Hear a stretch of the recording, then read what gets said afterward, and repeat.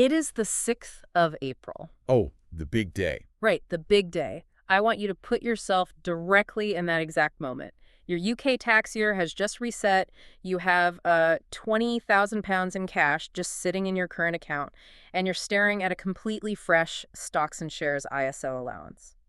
Yeah, and the question everyone asks is always the exact same. Do I deploy all of that capital into the market today, or do I, drip feed it across the next 12 months just to be safe? And if you go searching online for the answer to this, the personal finance industry will immediately hand you one of two really catchy slogans. Right. They either preach time in the market beats timing the market, meaning, drive it all in on day one. Exactly. Or they'll tell you, pound cost averaging smooths volatility, which is basically telling you to spread it out.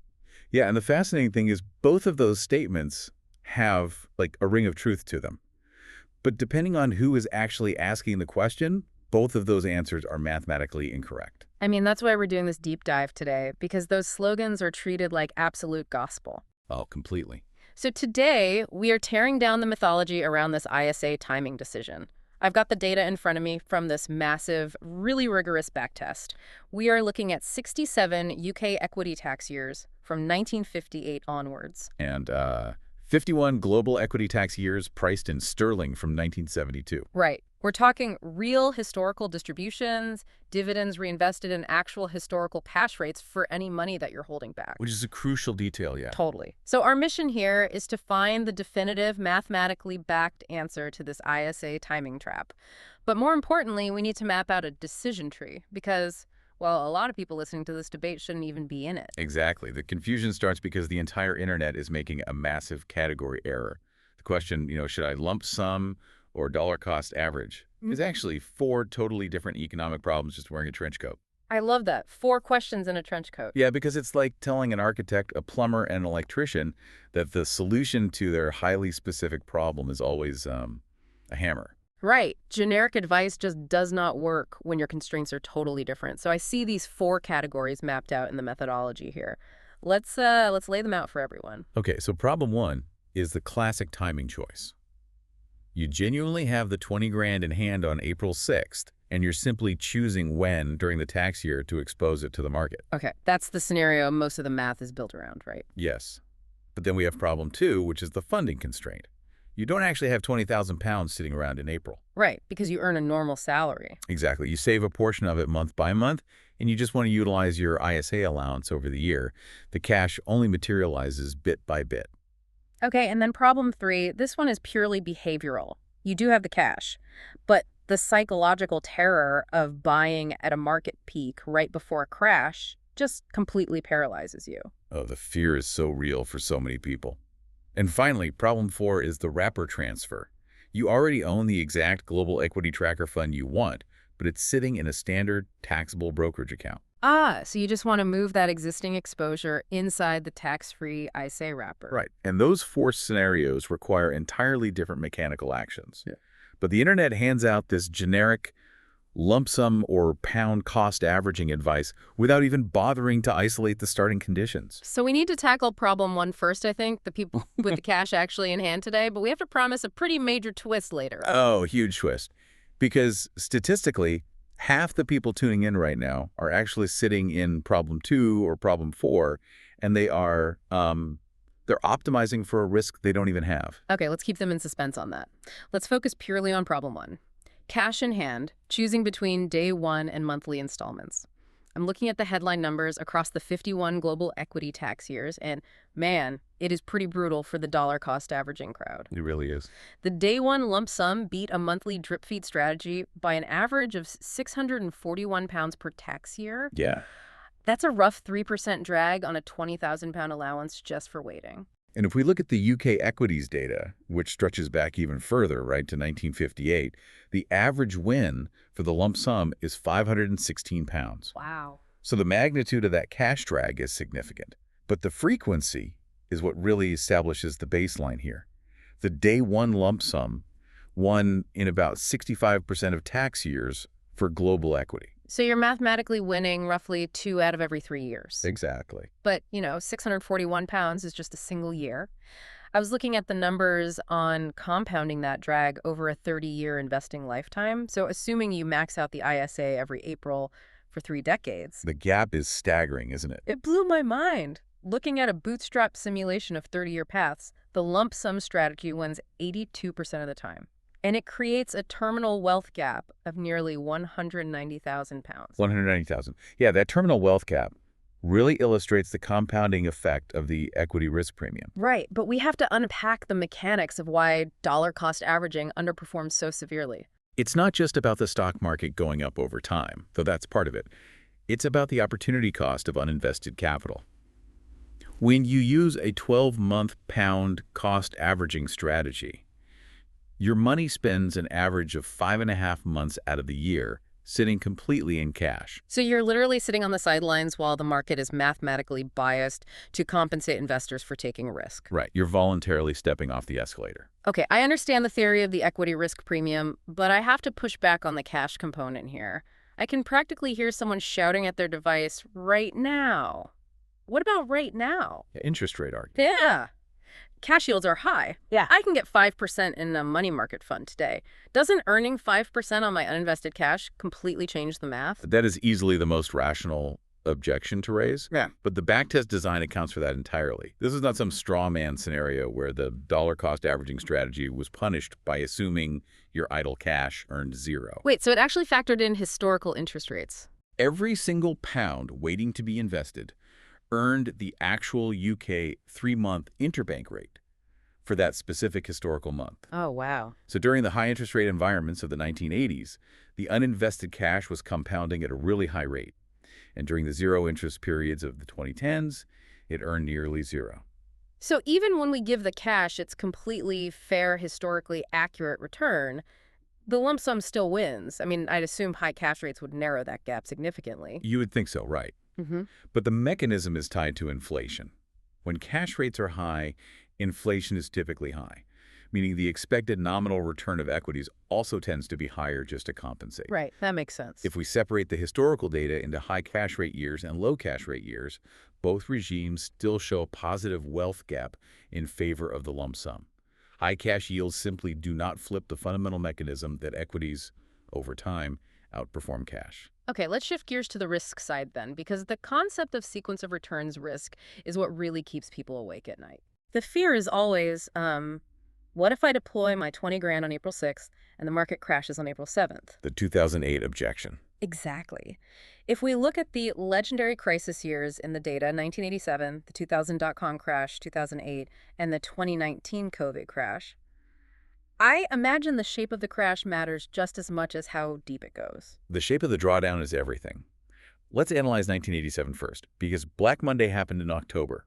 The market crashed violently. Right. Yet surprisingly, the lump sum strategy still beat dollar cost averaging by the end of that specific tax year. Wait, really? How does the lump sum survive a Black Monday event in the middle of the tax year? Because of the V-shaped recovery. The market suffered a catastrophic drop, yes, but it recovered enough by the following April that the early time in the market, those months of gains before October, plus the recovery phase, it all paid off. Ah, I see. So the dollar cost averaging investor was buying cheaper units in November and December, sure, but their cash drag in the early months still left them behind overall.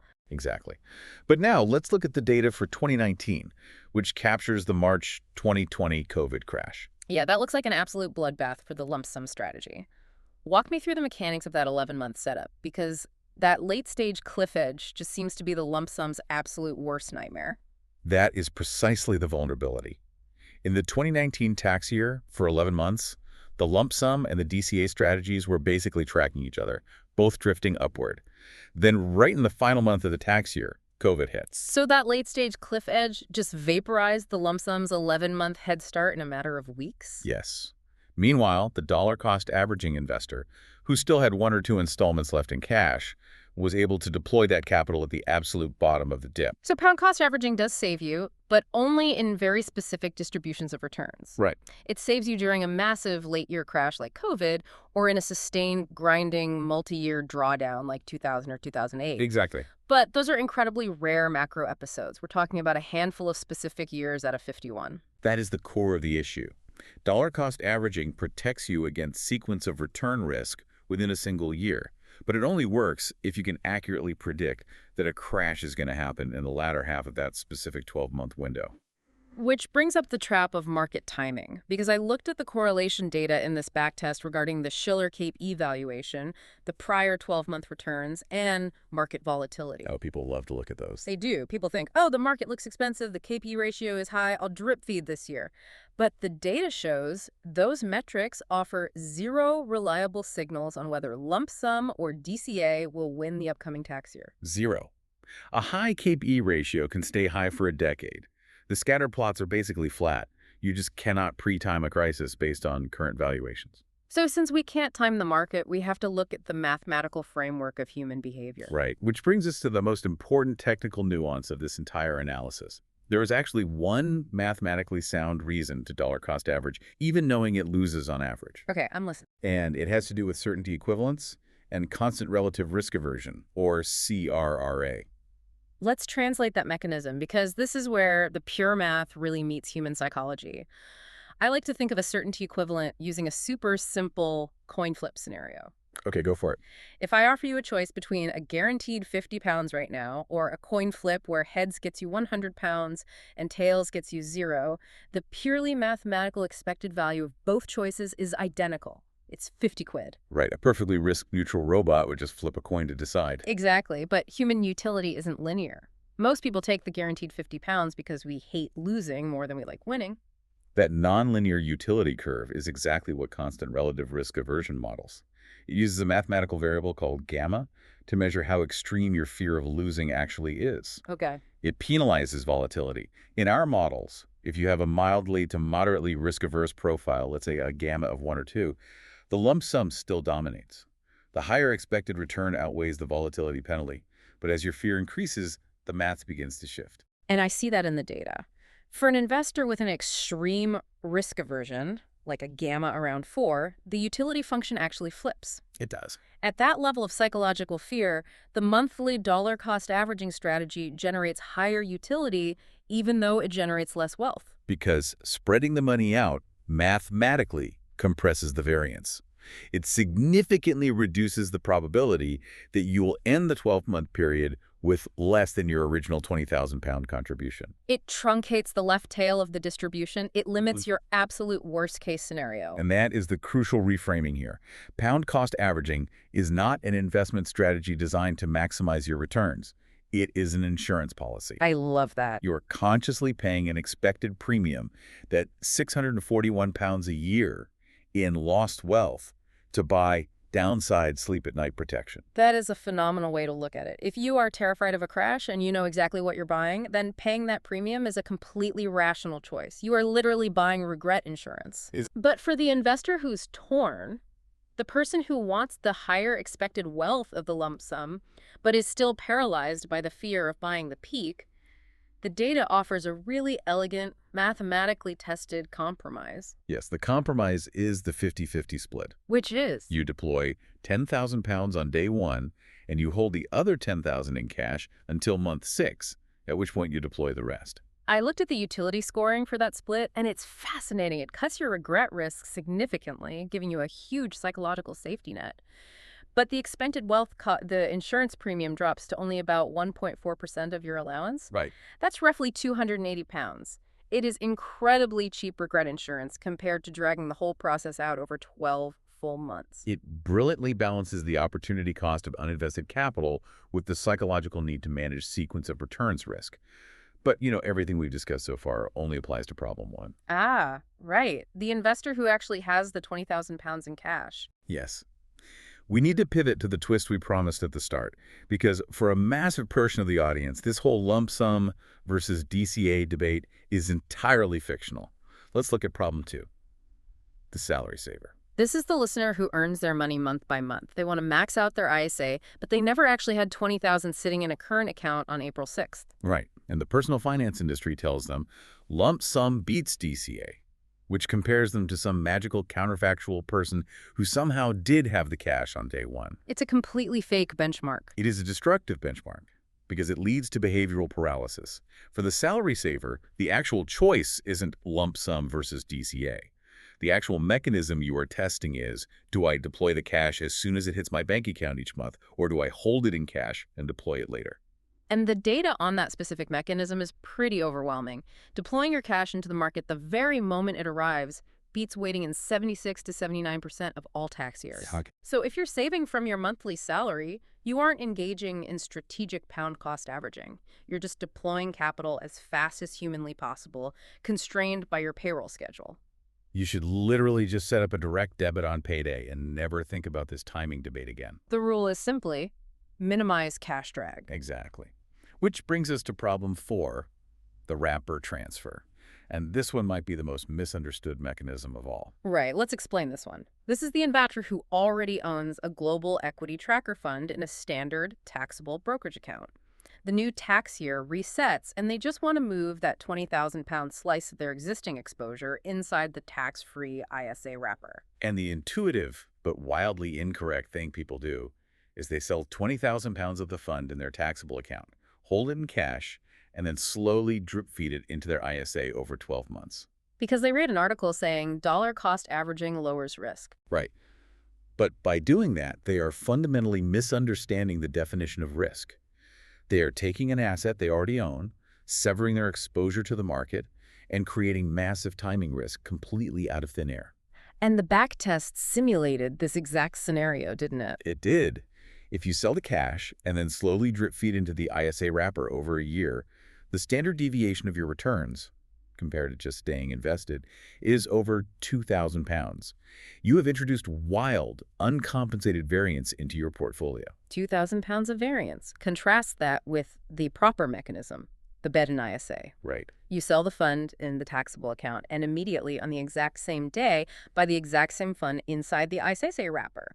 The standard deviation of the wealth gap there drops to about 2 pounds. Because you were only exposed to the tiny bid-ask spread and, a few hours of market movement. Let's use a train analogy here because the mechanics are crucial for people to picture. Imagine you are riding on a perfectly functioning speeding train. That represents your current market exposure in the taxable account. Okay, I like this. Doing a bet in ISA is simply walking from the standard carriage into the first-class tax-free carriage while the train is still moving.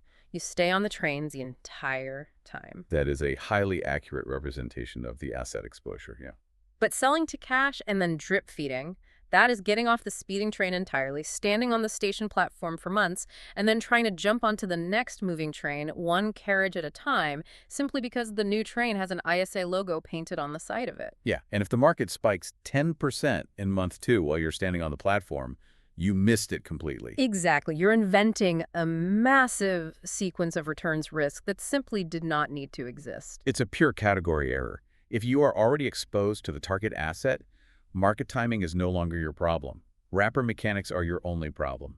You move the capital in one immediate transaction and you eliminate the variance. The methodology and the data here really cut through the noise. Yeah. We promised a definitive answer at the top of the show, and I feel like the backtest delivers a beautifully clear, mathematically grounded decision tree. It really does. Let's run through it rapidly just to solidify the action plan for you, the listener. First note on the tree. Do you actually have the 20,000 pounds in cash today, April 6th? And if the answer is no, because you save from your monthly salary, your action is simple. Invest the money the moment it arrives in your account each month. You are not in the lump sum versus DCA debate. Minimize your cash drag. Okay, but if the answer is yes, you do have the cash on hand, we move to the second node. Are you already invested in this target portfolio outside the ISA wrapper? If yes, action. Execute a bet in IS today. Move the capital in a single same-day transaction. Maintain your market exposure and do not invent timing risk. Got it. Now, if no, meaning you're sitting on fresh, uninvested cash, then you finally reach the node where your personality and your risk tolerance dictate the math. If you have a long investment horizon and you are mathematically driven, action, day one lump sum. You capture the equity risk premium immediately. But if you have extreme loss aversion, like if the idea of a market crash keeps you awake at night, action, utilize the 50-50 split or use monthly pound cost averaging. But do it with your eyes wide open. Know that you are consciously paying a statistical premium of several £100 in expected wealth to purchase regret insurance. It really all comes down to identifying which problem you're actually trying to solve. We started this deep dive frustrated by how the personal finance industry relies on one-size-fits-all slogans like pound cost averaging, completely oblivious to the fact that it is the wrong mechanical answer for half the population. Completely wrong for them, yeah. It leaves you with a fairly provocative thought to mull over, I think. If the financial media has spent the last decade feeding you the mathematically incorrect answer about your ISO simply because it sounds safe and catchy, what other comfortable, widely accepted financial rules of thumb are secretly costing you thousands of pounds over your lifetime? Oh, that's the real question. It proves that financial knowledge is only valuable when you understand the underlying mechanics, rather than just blindly repeating the prevailing wisdom. Challenge the slogans, understand the mechanics, and optimize for your actual constraints. Thanks for joining us on this deep dive.